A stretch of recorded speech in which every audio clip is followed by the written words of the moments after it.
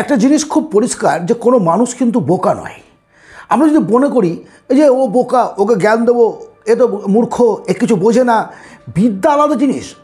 বিদ্যালয়ের স্কুল কলেজের শিক্ষাগত যোগ্যতা অনেক মানুষের নেই, সেটা কোনো ফ্যাক্টর না, কিন্তু তার যে শিক্ষা, তার যে সামাজিক শিক্ষা, বিহেভিয়ার, এগুলো প্রত্যেকটা মানুষ কিন্তু জানে। এরপরেও কিছু আবেগের বশে আমরা এমন কিছু ভুল করি যার জন্য সত্যিকারে ভীষণ আফসোস করতে হয়। আজকে 4টি লাইফ লেসনের গুরুত্বপূর্ণ নিয়ম আপনাদের সঙ্গে আমি শেয়ার করব, যে নিয়মগুলো যদি জীবনে প্রয়োগ করেন এবং মেনে চলেন, সত্যি কথাই আপনি অত্যন্ত সুখী, সম্মানিত এবং ধনী মানুষ হতে পারবেন। কন্ট্রোল ইয়োর অ্যাঙ্গার, এটা আমরা জানি, কিন্তু দেখবে তারপরেও, জানার পরেও কখনো কখনো কোনো কারণে যখন রাগান্বিত হই, সেই মুহূর্তে আমরা কিন্তু উত্তেজিত হয়ে উঠি। এতটা উত্তেজিত হই যে অন্য পক্ষে, অপর পক্ষে যে আছে তাকে এমন কিছু কথা বলে ফেলি, এমন কিছু ব্যবহার করে ফেলি যেগুলো অপ্রত্যাশিত। মেবি মারামারি, বম ফাটাফাটি ইত্যাদি বিভিন্ন কিছু হলো। এরপরে কি হলো, আপনি নিজে কিন্তু অনুশোচনা করছেন। যখন আপনার রাগটা কন্ট্রোল হয়ে গেল, কমে গেল, তখন আপনি অনুশোচনা করছেন যে না, সেই মুহূর্তে সেই কথাটা বলা আমার উচিত হয়নি, বা এই কাজটা যদি আমি না করতাম তাহলে হয়তো আজকে আমাকে জেল খাটতে হতো না, পালিয়ে বেড়াতে হতো না, আফসোস করতে হতো না, ক্ষমা চাইতে হতো না। রাগটাকে কন্ট্রোল করুন।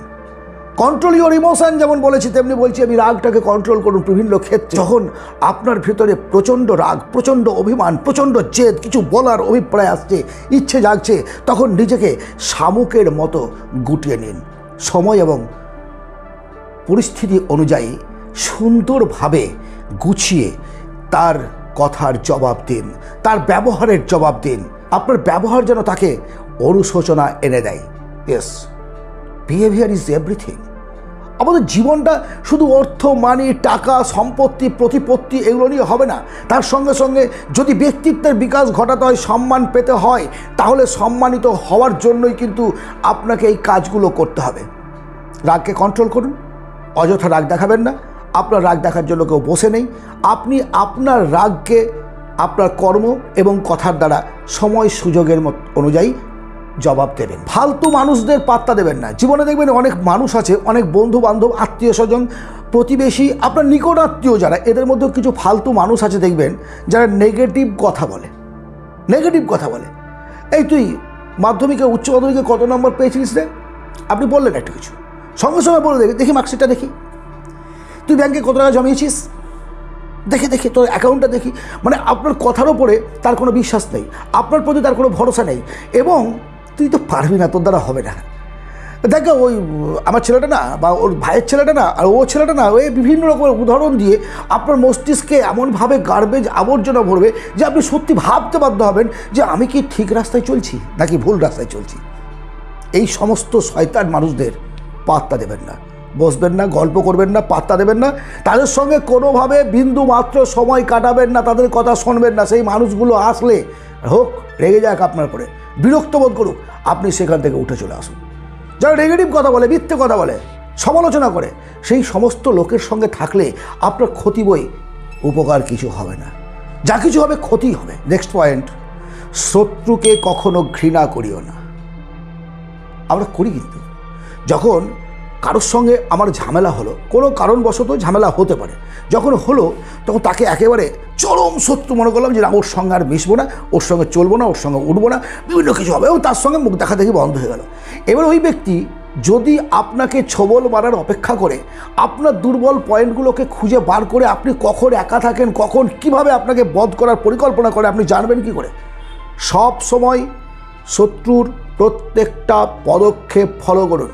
কোথায় যায়, কার সঙ্গে বসে, কার সঙ্গে উঠে, ওর বন্ধুকে, ওই আপনার শত্রুর শত্রুকে, সমস্ত কিছুকে জানুন এবং শত্রুকে বদ্ধ করুন। অবশ্যই শত্রুকে কখনো দুর্বল ভাববে না।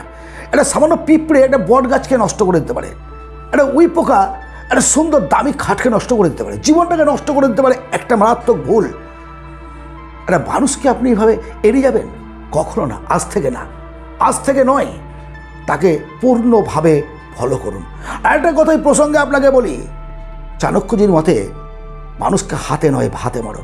কথাটা যদিও আমি একমত নই, কারো রুজি কারো পেটে লাথি মারা উচিত না, কিন্তু কখনো কখনো এমন ক্ষেত্র আসে যে ক্ষেত্রে আপনি যখন তাকে পারছেন না, যে ব্যক্তিটি অত্যন্ত শয়তান, অত্যন্ত শক্তিশালী, অসামাজিক লোক, তাকে চেষ্টা করুন ভাতে মারার, তার কাজটাকে বন্ধ করে দেওয়ার চেষ্টা করুন, ইনকাম সোর্সটাকে বন্ধ করে দেওয়ার চেষ্টা করুন। কখনো নিজের লক্ষ্যের কথা কাউকে জানাবেন না। আমরা করি এটা, আমি এই কাজটা করবো রে, কেমন হবে? এবার আপনার লক্ষ্যের কথা আপনি যখন কাউকে প্রকাশ করলেন, হয় সে ওই কাজটি করে বসবে আপনার আগে, অথবা আপনাকে ডিমোটিভেট করবে। এখানে হবে না রে, এই যে মার্কেটের অবস্থা, এই মার্কেটে তুই করতে পারবি, এই জীবনের যা অবস্থা বুঝতে পারছিস, মার্কেটে ভ্যালুয়েশন নেই, এই নাই ওই নয়, লোক নেই, শাসন নেই, কিছু নেই, প্রশাসনিক ব্যবস্থা ভালো না, আপনাকে ডিমোটিভেট করবে। প্রত্যেকটা কাজ যখন শুরু করা হয়, প্রথম জীবনে প্রত্যেকের জীবনে কষ্ট আসে কাজ শুরু করার ক্ষেত্রেও তাই। আপনি কাজ শুরু করেই কোনো একটা বিজনেস করবেন, চাকরির ইন্টারভিউ দেবেন, আর প্রথমবারই লাগবে এমন কোনো কথা নেই, লাগতে পারে, মেবি লাগতে পারে, কিন্তু প্রথমবারই হবে এমন কোনো কথা নেই। তাহলে আপনাকে ডিমোটিভেট করলো, বা সে ওই জায়গায় পৌঁছালো, আপনাকে বিদ্রুপ করলো, ঠাট্টা করলো, সমালোচনা করলো, কি দরকার? কি দরকার? সাফল্য ফলে পরিচয় দেবে। আপনি যখন জীবনে প্রতিষ্ঠিত হবেন তখন লোকে এসে দেখতে পাবে, আপনার বলার কোনো প্রয়োজন নেই। আজ থেকে কখনো নিজের লক্ষ্যের কথা বলবেন না। আপনি কি করতে চান, কি করতে চলেছেন, তাতে অনেক ক্ষতি হবে। বারবার একটা কথা অনেকজনকে বলে দিলে নিজের ভেতরের জেদটাও কমে যায়। আমি দেখেছি জীবনের ক্ষেত্রে জেদ কমে যায়, আর করার আকাঙ্ক্ষা থাকে না। বলে দিয়েছি মিনস কি, ভেতরের আগুনটা আর কিন্তু নিভে গেল, ভেতরের তীব্র আকাঙ্ক্ষাটা নিভে গেল। আপনি যদি জীবনে সফল হতে চান, আপনি একটা ইউনিক কিছু করতে চান, যখন ফল বেরোবে তখন প্রকাশ করুন, তার আগে নয়। আজকে শুধু এই 4টি পয়েন্ট নিয়ে আলোচনা করলাম। এরপরে সময় ও সুযোগ মতো অন্য আলোচনাগুলো আমরা করব। যদি ভালো লাগে কমেন্টে জানাবেন, পছন্দ হলে একটা লাইক, সাবস্ক্রাইব করবেন, সঙ্গে থাকবেন। ভালো থাকবেন, আনন্দে থাকবেন।